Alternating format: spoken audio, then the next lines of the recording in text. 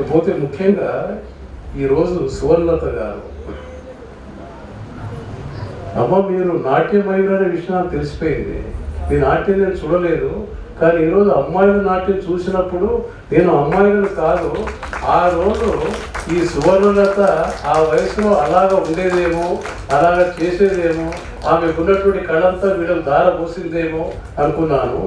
ఏమిటి అని అంటే సువర్ణలత అంటే బంగారు తీయమ్మ, అంటే ఆకాశంలో మెరుపులు మెరుస్తాయి కదా, అలా ఒక్కొక్క మెరుపు కళ్ళలాగా అద్భుతంగా నాట్యాలు చేశారు. ఇకపోతే మరి నెమలి అనే పక్షి నాట్యం అయ్యేది కదమ్మా, ఇంటిలో నెమలి కంటి, ఆమె నెమలి కంటి సువర్ణలత అంటే ఇంటి పేరు నెమలి ఉంది కాబట్టి మీరు కొంతమంది పేరును సార్థకం చేసుకుంటే కొంతమంది ఇంటి పేరును సార్థకం చేసుకుంటారు. మీరు పేరును ఇంటి పేరును రెండు రకాలుగా సార్థకం చేసుకున్నట్టుగా నాకు ఈరోజు ప్రత్యేకించి అనిపించింది. పోతే ఇక్కడ ఒక ప్రత్యేకమైనటువంటి విషయాన్ని నేను చెప్పాలనుకుంటున్నాను.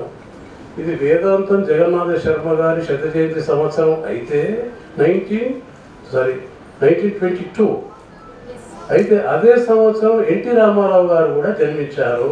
ఇది వారి శత జయంతి సంవత్సరం కూడా. ఎందుకంటున్నానంటే అక్కడ పైన వేదాంతం జగన్నాథ శర్మ గారు ఉన్నారు, వేదికేమో ఎన్టీఆర్ కళామందిరావు. ఎన్టీఆర్ అంటే ఎవరు? నందమూరి తారక రామారావు అని మీకు ఆ తోరణం మీద కనిపిస్తున్నారు కదా వ్యక్తి. ఇది అంటే మరి ఎన్టీ రామారావు రూపకల్పన చేసినటువంటి విశ్వవిద్యాలయం ఇది కాబట్టి మీరు ఎలాగైతే మీ గురువుగారి పేరు మీద శతజయంతి ఉత్సవాలు జరుపుతున్నారో అలాగే ఒక విశ్వవిద్యాలయ అధికారిగా నేను సైతం ఎన్టీ రామారావు గారి శతజయంతి ఉత్సవాలు చేయబోతున్నాను.